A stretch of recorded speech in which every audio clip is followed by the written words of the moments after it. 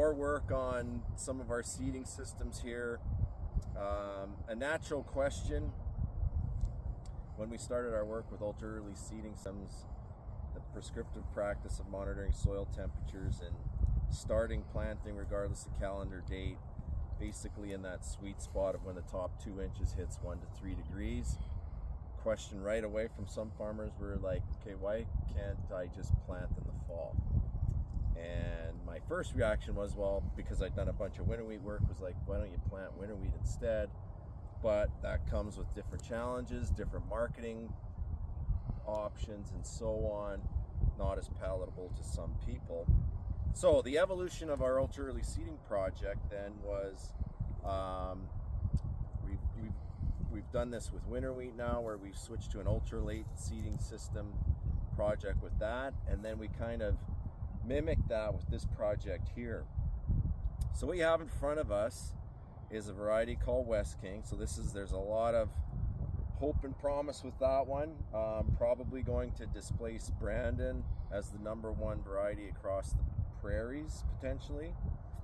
Now, so what we've done with that then, to use ultra early seeding as a benchmark, we have before you some dormant seeding treatment. So instead of the prescriptive practice with ultra early seeding, where we wait for those soils to warm in mid to late winter until it gets above zero, and then we start planting and that the soil's warmed above zero. In this case, in the fall, we wait until the soils start to cool, because if we were to plant a spring wheat, especially say we're also looking at durum over here, so CDC Defy. If we were to plant, 3-4 degrees, it could be trouble. But apparently, perhaps not this past year, because this was actually, we waited until the soils cooled to 4 degrees, which is kind of on that threshold of major risk for it sprouting right away, actually.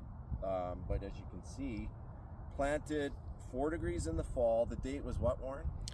November 18th. November 18th, we finally hit 4 degrees because it was so damn hot and dry. So planted November 18th, 4 degrees soil temperature in the top 2 inches. And then this is what you're seeing on June 26th the following year. And the stand establishment is actually quite impressive. Bordering on fantastic, actually. So you can see also from it's pretty much done flowering on June 26th, so the critical growth period will be way outside of July. And if we do get those usual heat stress events in July, the later stuff might suffer. So we'll just walk over and take a look at the next treatment. So that was 4 degrees. Then we waited until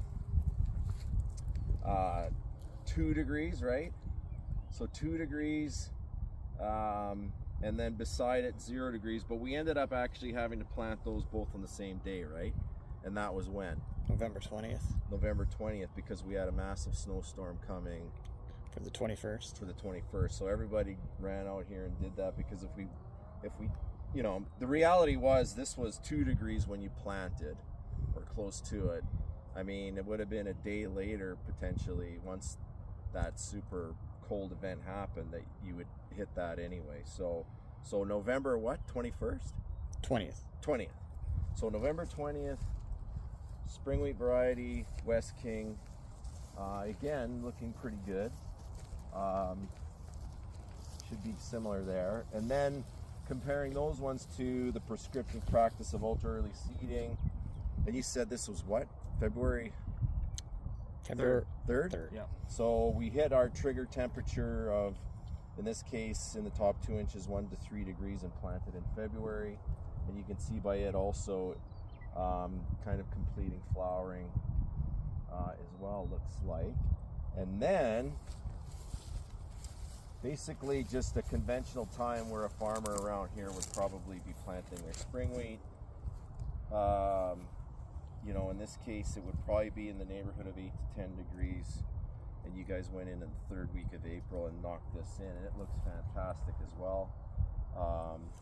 And to be honest, if we don't get terminal heat and drought stress in July, mean, this could certainly end up being the top performing treatment. You never know.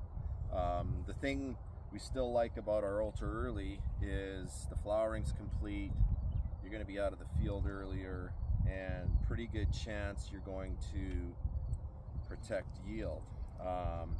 The other thing, Warren, if you bring your camera over here and catch that sawfly right there, you see it?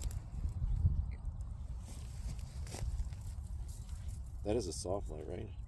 Looks like It's it. a bat right now. No, it is. Oh yeah, definitely.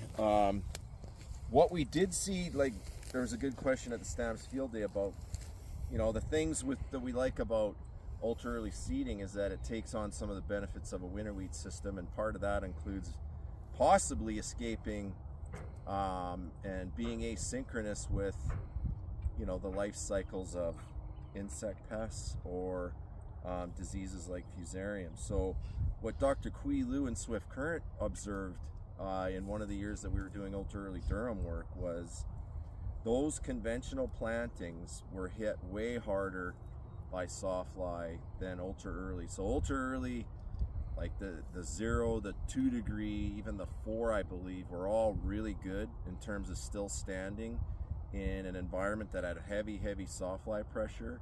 Whereas your 6, your 8, you could just see the decline and the stem cutting.